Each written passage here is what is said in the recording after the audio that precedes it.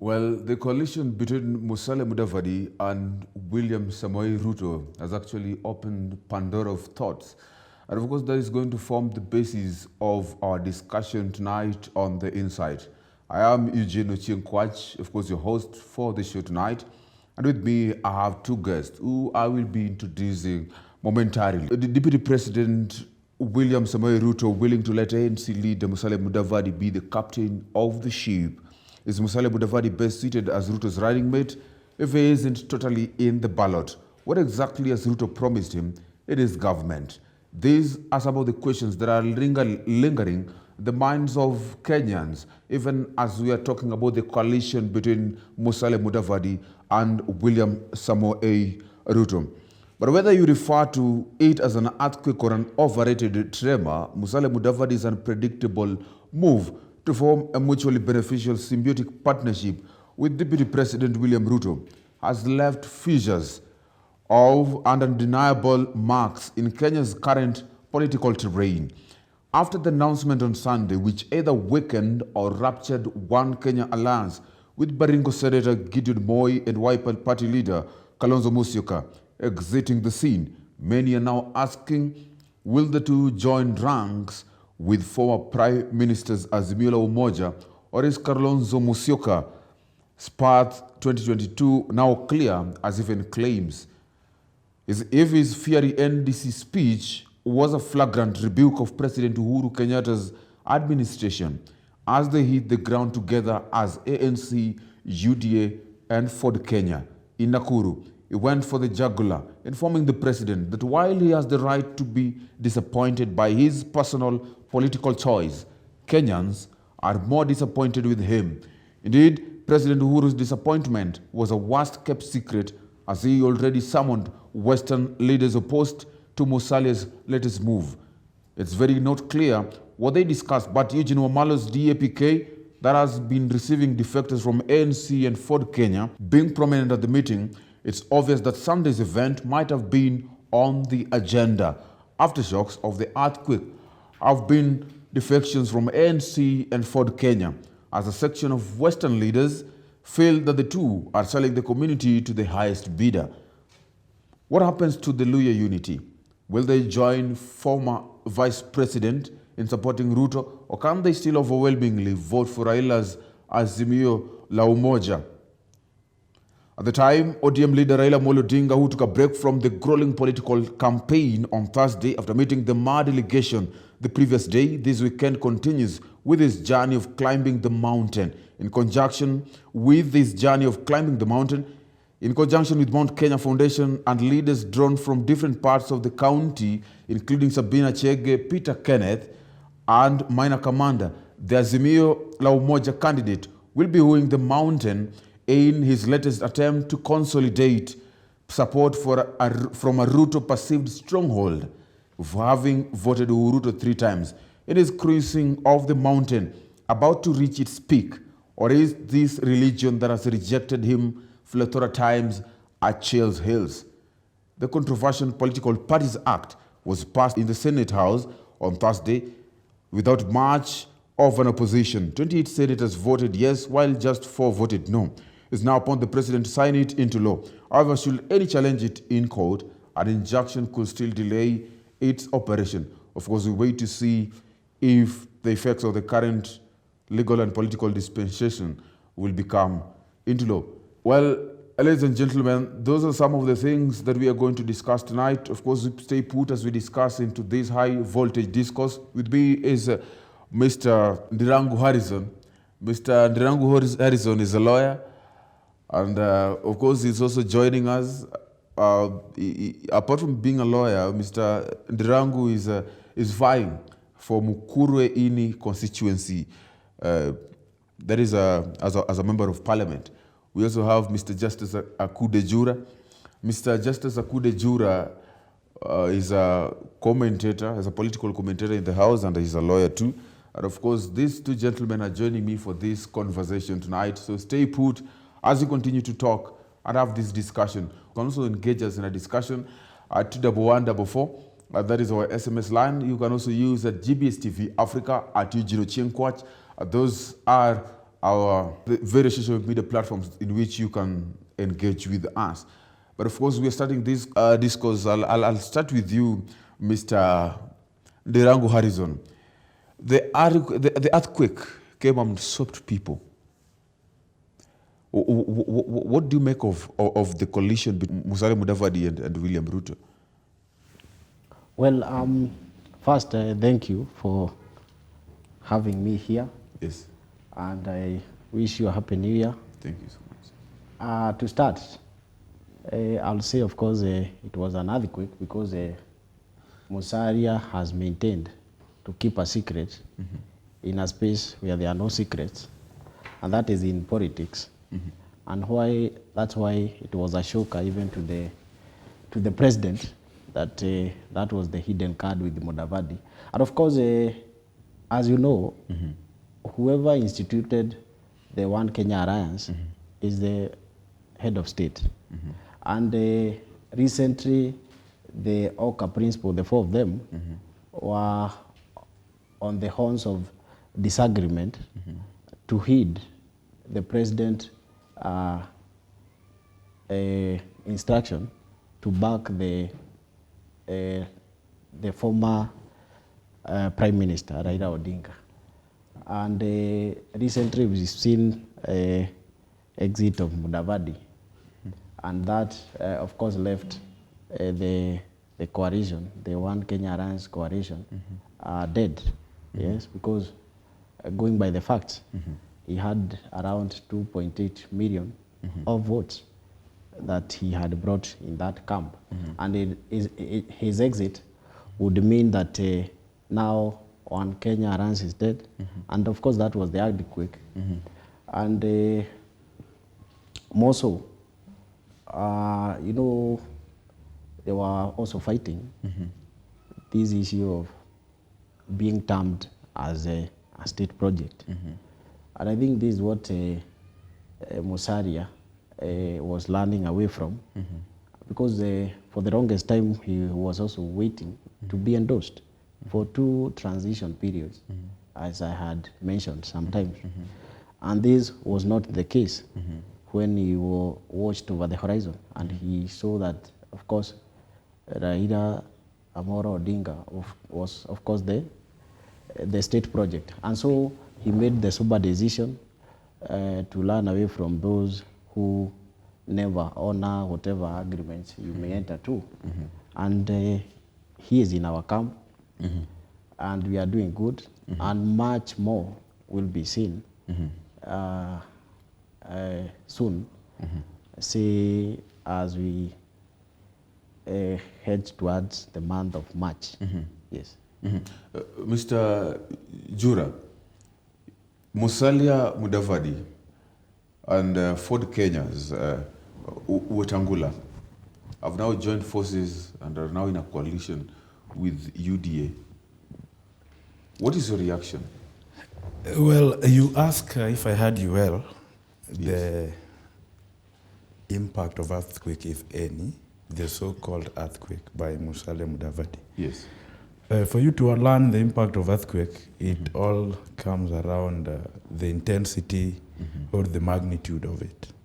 My description of the so-called earthquake by Musalia Mudavadi was a mere tremor or a micro earthquake with nearly 0 reading or minimal reading on the Richter scale, and with nothing to show on the seismograph.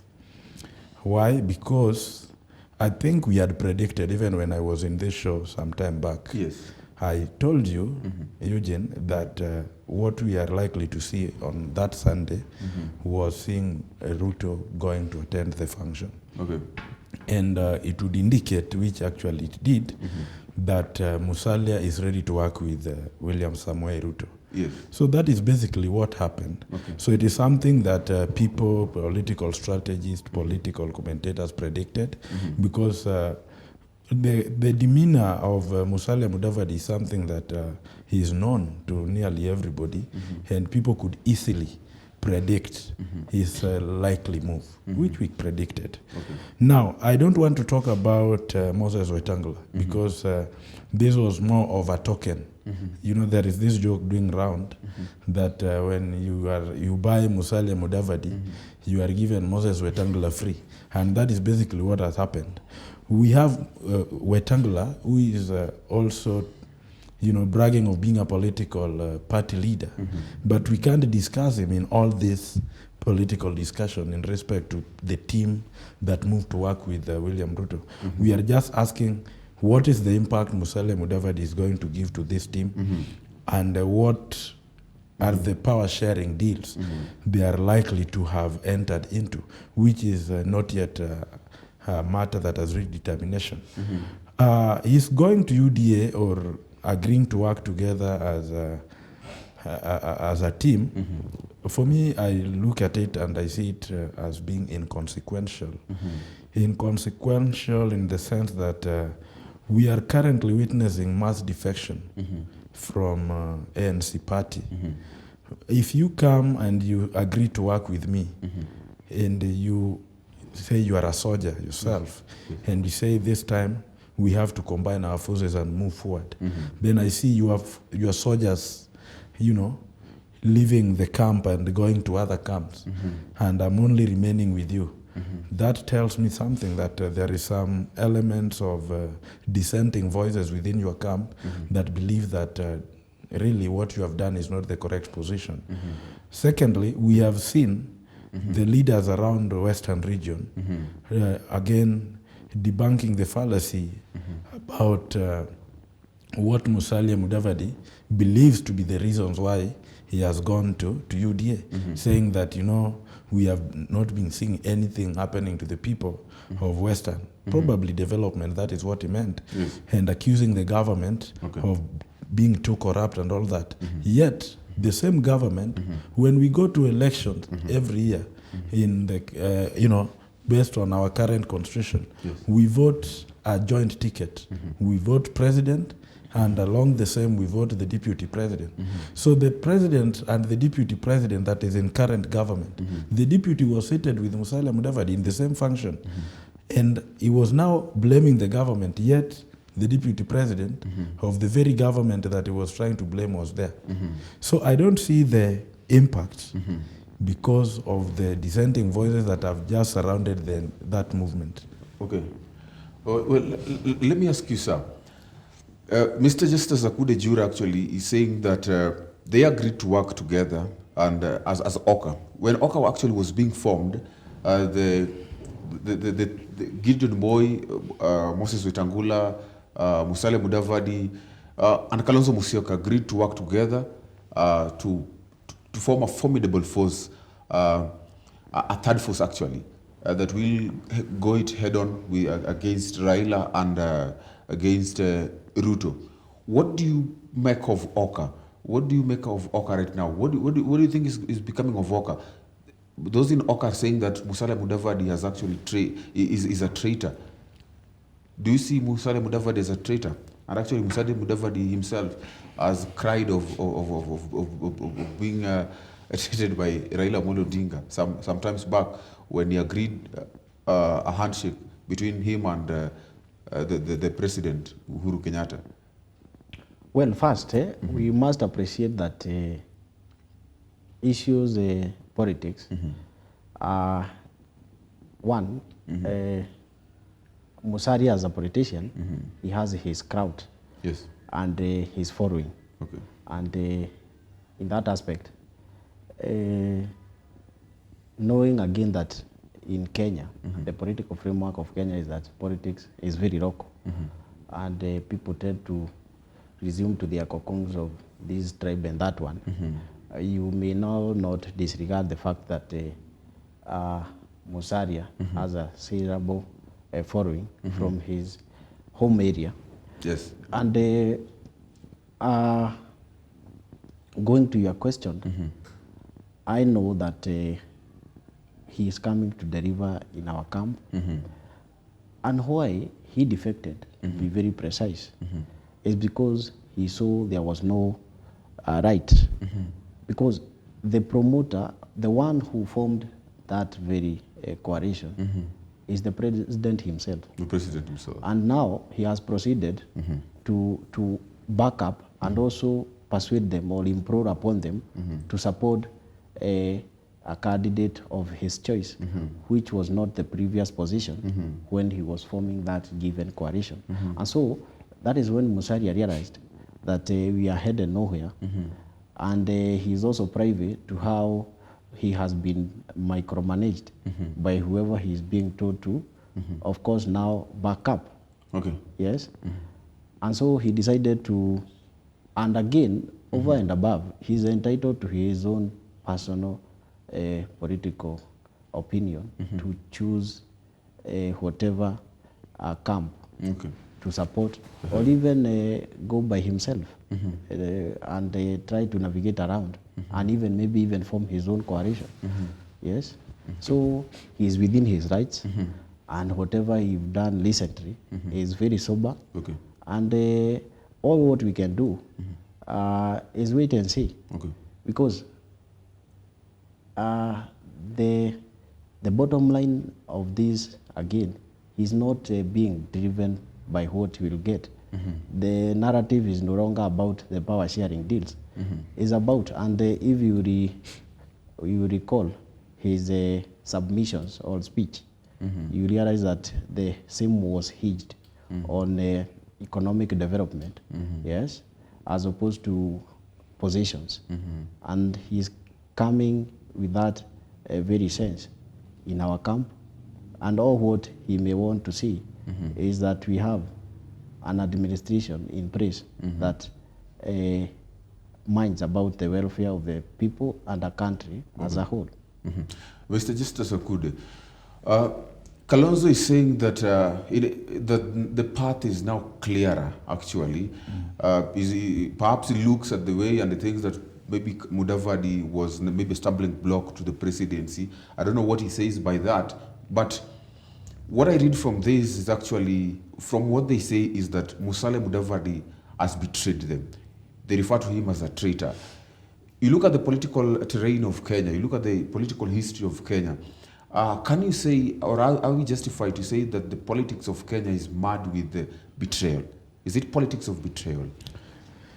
Well, I think Kalonzo has all the rights to say that the path is now clearer, because within Oka there were like 4 presidential contenders. Yes. And if they would conduct fair nomination within themselves, they would come up with a candidate to carry the flag of Oka. Yes. But so far, one of the competitors has left the stage because of the fear of the competition. It's not one, there are 2. Actually, there are 2. Thank you for that. I said there is this other one that I find so negligible to discuss his agenda. But anyway, I'll always remember him in my submissions. But so far, Mudavadi and Moses Wetangula left the competition box for fear of it. And I don't think they have something substantive to take to the people of Western in the name of being a possible presidential flag bearer within the UDA.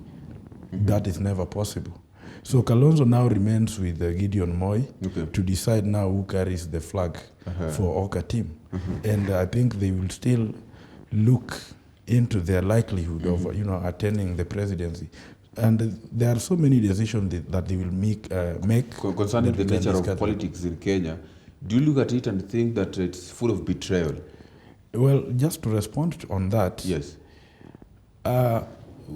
Betrayals, blackmails normally has become a matter of notoriety in this country. Okay. That I have to concede and say. But the circumstances under which sometimes betrayal comes in also ought to be looked into, so that we don't just say so and so has betrayed this person. There are people who actually create the platforms for betrayal. They create platform for betrayal. But the first person to accuse people wrongly is Musalia Mudavadi of any betrayal, because he claimed that when Raila was going to get into the handshake deal, the same was not copied to them. But now we expected him to copy to his fellow Oka principals that Ruto is going to attend my NDC. Okay. This never happened. And Ruto just sent some insults against Kalonzo somewhere when he was saying Kalonzo had walked with Raila Odinga until now the hair was getting lost from his head. And now, boom, you are meeting him again in a forum unexpectedly. What do you do? Okay. And again, when you don't believe on the very principles, what do you do? Secondly, Musalia Mudavadi, it is on record, Musalia Mudavadi, telling people to ditch this narrative of bottom up. Yes. And he even illustrated using a bottle of water, saying that bottom up is about somebody, inverting the bottle and drinking what is inside. So that when he returns back the bottle to you, the bottle is empty. Today, he's in the same. Okay. He's in the same team, and he wants us now to believe that bottom up is likely to meet with Pesa Mfukoni. How does something that, that pours something out keeps the money that you say Pesa Mfukoni? Okay. It is impossible. Okay. Let me ask you this, Mr. Ndirango Harrison.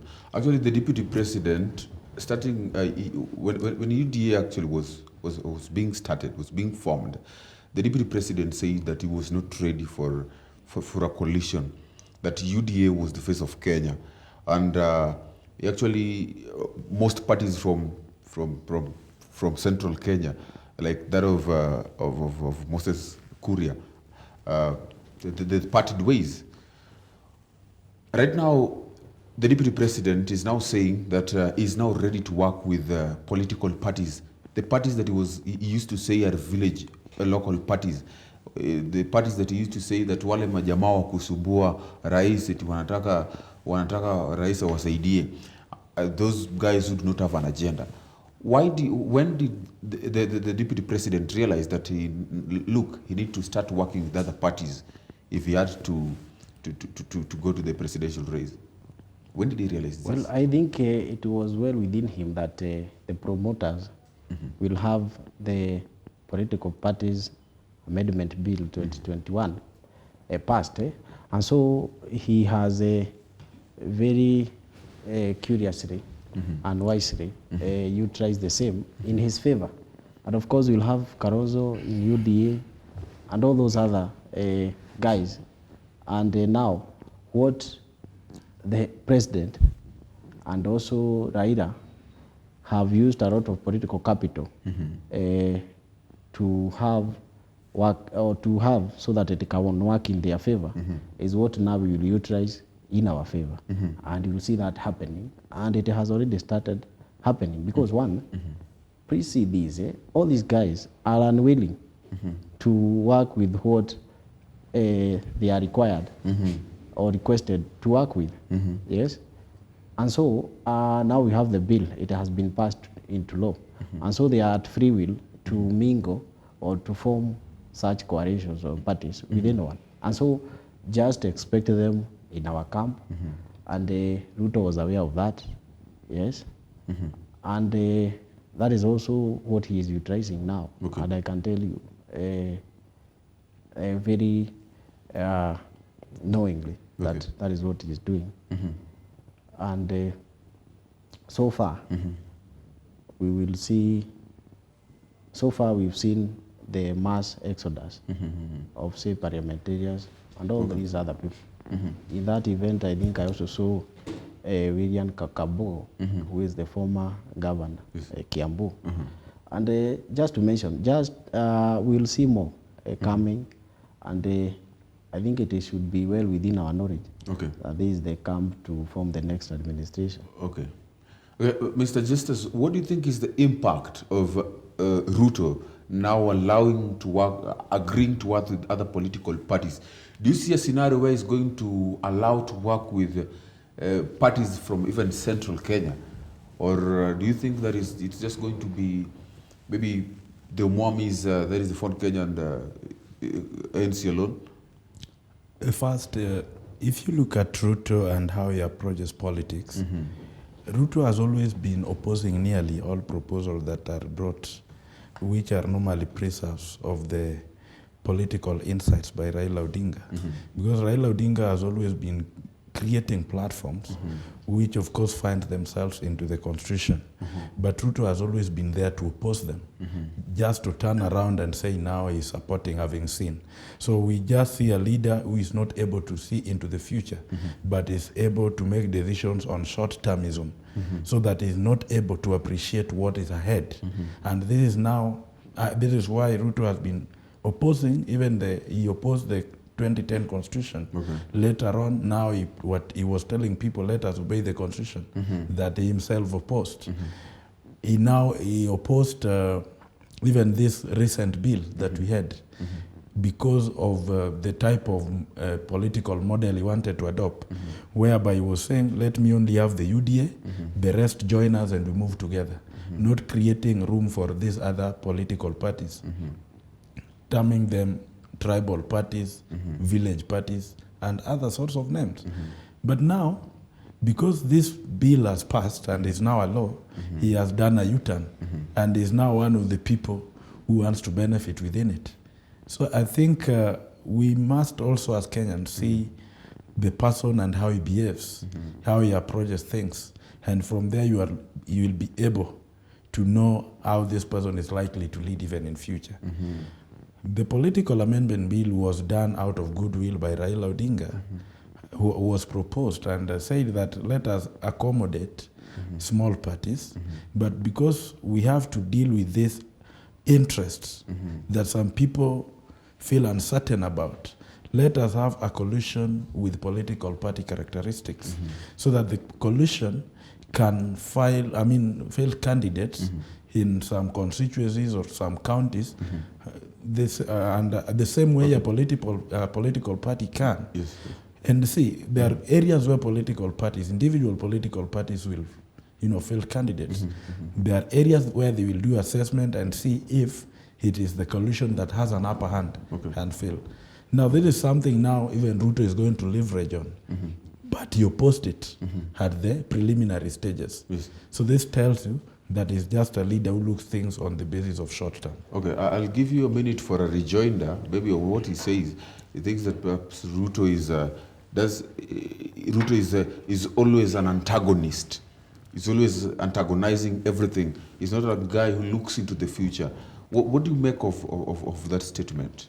That is not the position. Okay. Because at all times, whatever bills, and I'll tell you this, it has the pros and cons. And based on that, you'll find that the promoters have also tried to bring in some articles that really are not there to promote the rule of law and democracy. And so what he does is to, of course, subject it to scrutiny, and they do. And as we saw during the Bomas meeting, he, of course, outlined very well that I am agreeable with these and these part of the BBI bill, and I'm also not comfortable with this one. And he even requested the audience to persuade him. For instance, he said, yes, of course, now in defense of what he's saying, that there's nothing that is hindering the legislature or parliament to enhance what goes to the county, even at 50% or 35%, as they were recommending. But he later, on other item, where there was there was to have an office of the ombudsman. And this is an checker. Okay, let's go for a short break, actually, but we're coming back right to, I'm going to give you more time to talk about that. Of course, ladies and gentlemen, we're still on the Insight, and we're talking much more on the politics of coalition. Here I have my two guests. We have Dirango Harrison and, of course, Mr. Jura. Talking about politics, well, stay put, don't go away.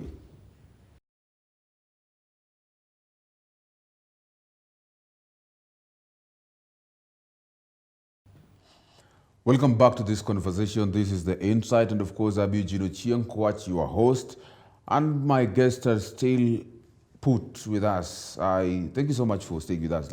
Now, we're in a conversation about coalition, the politics of coalition. Now, let me come to you, Mr. Jura. You look at Musalia Mudavadi and you also look at William Samoei Ruto. Mudavadi has always been a crusader against corruption in Kenya, an anti-crusader, and a crusader against William Ruto, actually, who he thinks that is corrupt. How are they going to work together in this coalition? How is it going to happen? Because this is Ruto, the corrupt guy, according to Mudavadi. Mudavadi, the crusader against corruption. How is this going to work? You know, what is evident here are two different philosophies merging together to form a common philosophy that, like you put it, they walk in different directions that we don't know how they are going to merge and have a commonality in terms of moving forward. It is like water and paraffin, so to speak. If what Mudavadi used to say is something to go by. But now they are together. This coalition or this partnership, I think, is a partnership that is commercialized in a way. One must have bought the other one. And that's certainly Ruto buying Musalia Mudavadi. Well, and so he has just now abdicated his crusade role and now think that, you know, I can join you at a fee that I have charged and we can move forward. Yes, that is what has happened. So I don't think ideologically they marry each other. They are two different ideologies. But because of money, they behave like they have a commonality. Mr. Harrison, what do you think about the coalition between the two? Well, first, we had Musalia as a presidential candidate, and his policies or agenda or manifesto was that we will work to have a corruption-free government. Yes. Number two, a lean government. And number three, what he termed as pesa mfukoni. And now, watching what is unfolding, his best praise was in Ruto's camp, because this is where matters of economy are being advocated. Ruto is there with his well-thought, fantastic policy. But now you see what is happening. I'm showing you where the nexus between what he is terming as their different ideologies. Yeah, ideology in terms of corruption. Actually, he thinks and he believes that Ruto, for a very long time, has been a corrupt guy, and is not fit to run for president. That cannot be substantiated, because where he lives, I don't know where, he does not live far away from a court of law. And if he can be able to substantiate what he is saying, and he have quantum of evidence to of course, second what he is saying or alleging, he can. And before that, as you know it, the politics of this country is all about betrayal and trying to paint an image that is meant to, of course, a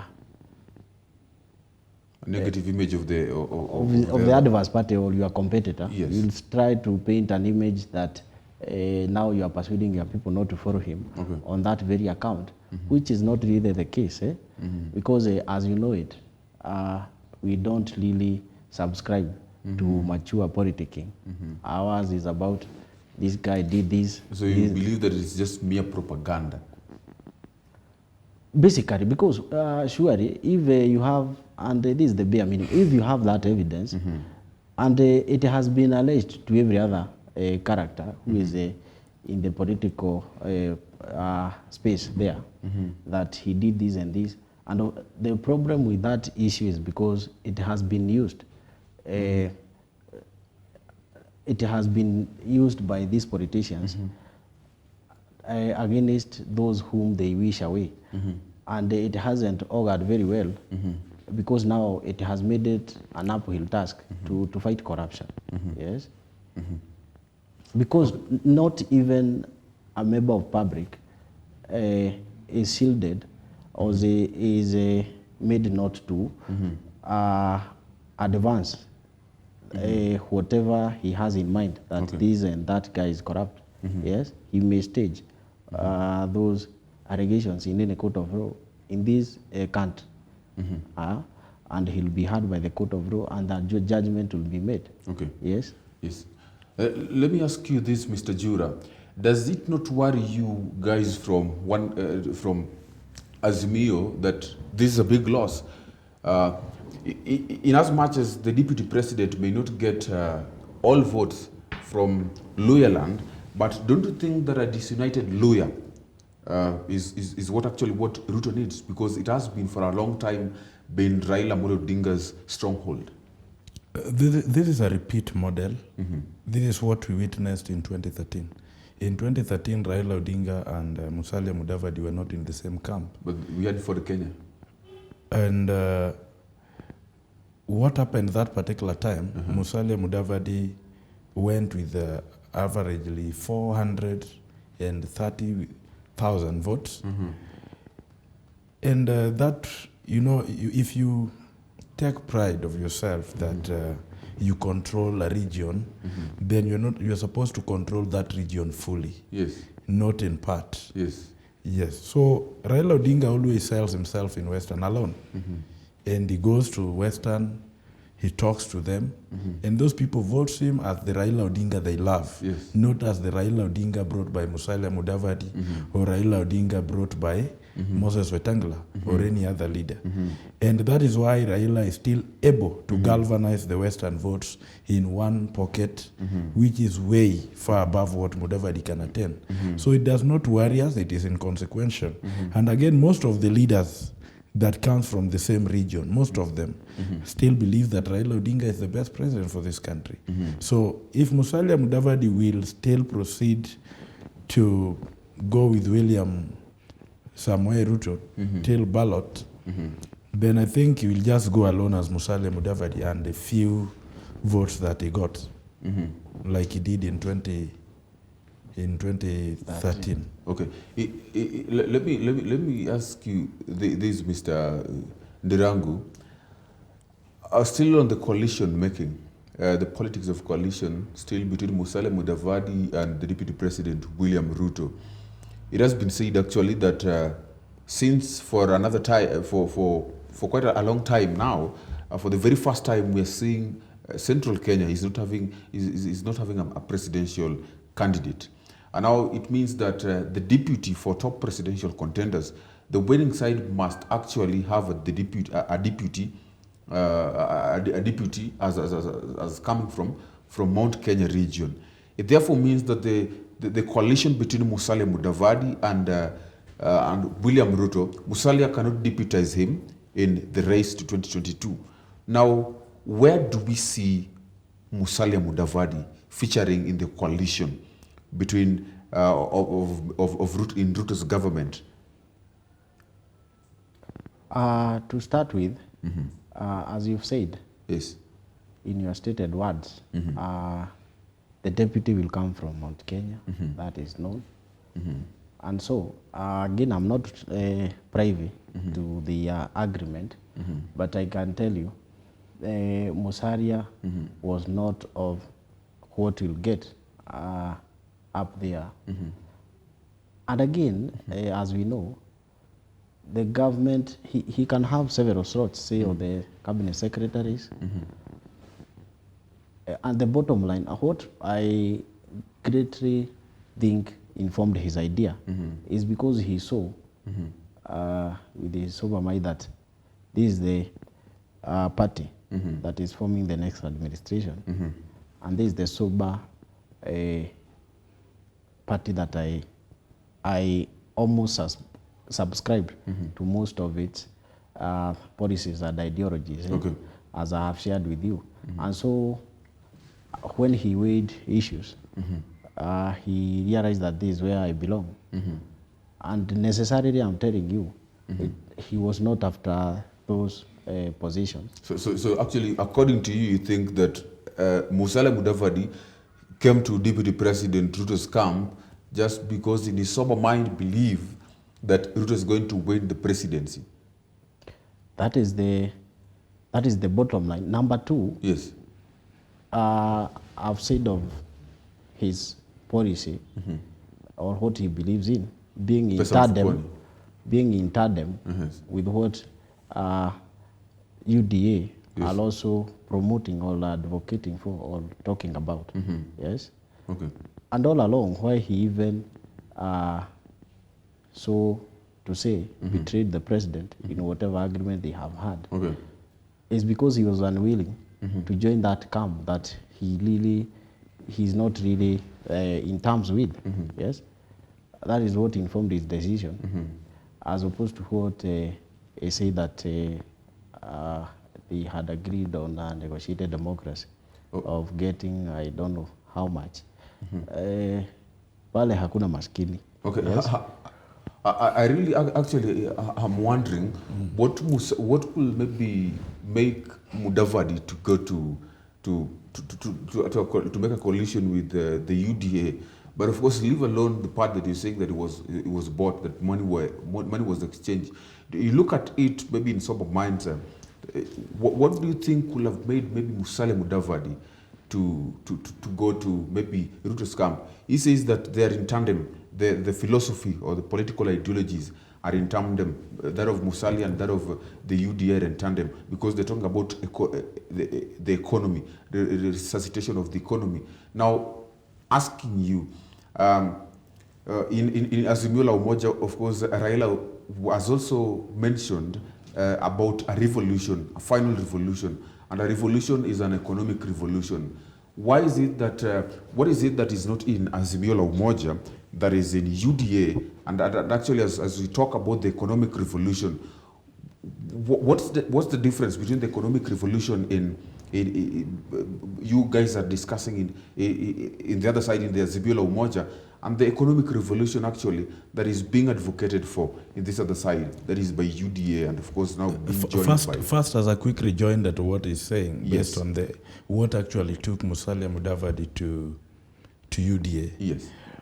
First, it is on record that the two economic philosophies adopted by both parties, that is Musalia and Ruto, are two different philosophies. Okay. They are two different. That has been demonstrated. It is on record. So it means what actually took Musalia Mudavadi to UDA is something to do with self-interest. So he's in this camp because of self-interest. Whether or not Musalia Mudavadi will be chosen as the deputy president, first it is nice to acknowledge the fact that Musalia Mudavadi, even though he's just thumping that he just declared this presidential bid and is likely to be a presidential candidate in 2022, Yes. that is never there, because we all agree that that position goes with William Ruto. So again, we are now determining whether he has a slot in the deputy president position, which again, this is a political process, and it is a give and take kind of scenario. And we have different voting blocks coming to negotiate the same position. The Central Kenya are coming, and they are not just coming as an individual like Musalia is only coming with Moses Wetangula to negotiate the same, who again is claiming to be a presidential contender. Yes. So we have two presidential contenders coming to join her fellow presidential contender. And in this setup, one is certain that is the one who is going to carry the flag. Okay. Now the fate of two remains. Who is likely to be the deputy president, which again is not guaranteed. It is still uncertain. The Central Kenya are coming as a bloc. They are pushing, and they're saying we have our numbers that speaks for us. At the same time, this number is reflected in terms of votes and in terms of people on the negotiation table, pushing the same. Musalia, on the other hand, they are only two. Maybe you add Malala. The rest of the MPs are not there with them. The bloc where they are coming from are not with them to help them push to have. So what is likely to happen is that the running mate position will go with the central. And because of self-interest that took Musalia there, he will just take what is given. He will not take what he wants. Okay. Yes.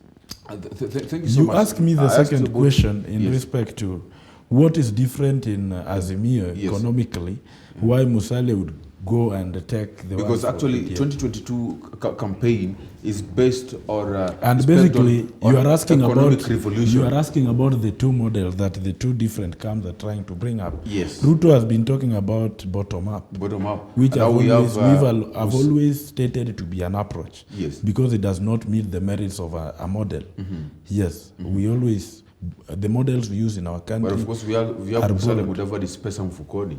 We have borrowed model. Now, let's say the bottom-up approach meets the pesa mfukoni, and they're saying they want to bolster the economy from the bottom up. Okay. But on our side, what we are saying is that we have policies that have to shape any economic process. These policies are not made at the bottom. They are made at the top. We have fiscal policies, we have monetary policies made at the top. Because for you to help the mama mboga at the bottom, you need to come up with the legislative structures that can realize that. You need to come up with policies like interest rates on what interest rates are going to act for this economy to shape up. All these are made at the top. And that is why we're not saying, you know, that we will start it at the bottom, but we are saying the top can be adjusted to communicate with the bottom. Okay, let me just get a rejoinder from you. What is actually the difference in the economic resuscitation? Like, these guys want to resuscitate the economy of Kenya, but now what is happening? Among the models, between the models, how different are they? The Zimio has their own model. What is different? Well, to start with, yes, we have an Azimio la Umoja. They have none in terms of economic recovery. Okay. Theirs is Azimio la Umoja. And I'm actually frightened that these people want to unite a country which is not divided. Yes? That's a political brander and fail of having a plan. What I've heard them talk is about a token of some 6,000. Yes? So now, these two parties stand for very different issues. To start with, talk of this bottom-up approach. Yes. This is something that have been done in a country which has an economy 1,000 times bigger than ours, the United States. Yes?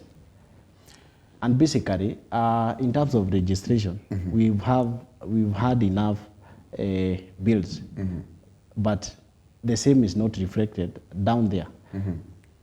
The system, economic system that is embraced by the current administration is the trickle down. Yes, which presumes that if we give Eugene 2 billion, he'll open a company and he'll employ 2,000 guys. Okay, actually, so we are actually short of time. But what is interesting in this conversation is Jura from Azimio la Umoja tries to antagonize these are the sides way of resuscitating or the bottom-up approach, which actually you can't explain. But of course, you're saying that there's no, I can explain profoundly. The Azimio la Umoja, you say that they are resuscitating the economy through 6,000. He has made a very dangerous allegation that I need to rebut. Actually, in 30 seconds, because he actually has not. When John Maynard Keynes, who is known to be one of the economists that have ever lived, talked about economic revolution, some of whose ideas are some of the ideas we are implementing in Azimio la Umoja. During the Great Depression, some of the policies that he proposed, like coming up with monetary policies and even fiscal policies, and in particular increasing government expenditure, there were policies that were made at the top, and they came and they corrected the Great Depression back to economic recovery. And we have specific examples of countries who have actually embraced this policy method, you know, to run a country. We do not have a clear example of bottom-up that they are talking about, and even giving us the nitty-gritties of how this can take place. Okay, Ndirangu, currently? I'm curious to just understand these policies that he's talking about, because I think I have not appreciated or even heard them talk about them. Okay. All what I've seen is them in camps or hotels taking tea Okay. and discussing how to get with this bottom up. Briefly, and 30 seconds. I've not heard from him. It seeks to empower the common mwananchi. Yes, to empower the common. What I mean by this is that a person from Kisumu, another one from Mombasa, and any other part of the country will have the purchase power to purchase a few merchandise and sell them. The other one have the purchase power to do what they think, because I also believe they are not short of ideas. Purchasing power? Okay. Then aside, we're talking Because still on succession granting politics. the purchasing power is a question of policy. Absolutely. Where are policies being made? Because that is something to do with interest rate. The whole stuff is This is inverted, actually such a very controversial topic. Actually, I believe that we should handle it some other day. But now still talking to on coalition politics. Now let me ask you this: even as the president supposedly is trying to maybe manage his succession politics, what do we expect? Don't you think that the president has failed in managing his succession? Of course, it's politics? too late for him. Yes. Because he is exiting the show. Yes. And now, all what he has promoted will act in our favor, because you cannot have your cake and eat it. Okay. Mr. Jura, as we end the show, what do you, and as you also make your final remarks? Of course, President has been clear Yes. by declaring the type of a leader he has advised Kenyans to pick, Yes. that can take up and proceed with leading the country. Okay. So we cannot accuse him of failing to guide his succession politics. He has always been there advising the people of Kenya. So it is upon them, because the president will just vote like any other Kenyan. What kind of coalitions do we expect even going forward? Of course, the Jubilee will join ODM. Okay. And other parties will join ODM. So in the near future, again, we are going to see Raila receiving people coming to support his bid as well. Okay, sir. Now, finally, I want you maybe to help us understand how this Musalia Mudavadi Ruto coalition is beneficial actually to the camp, to Ruto's camp. Not to the camp, Yes. but to the greater country.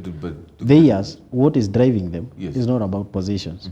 It's not about the economy. Okay. Yes. As we understand, the external debts are on the ceilings. Yes.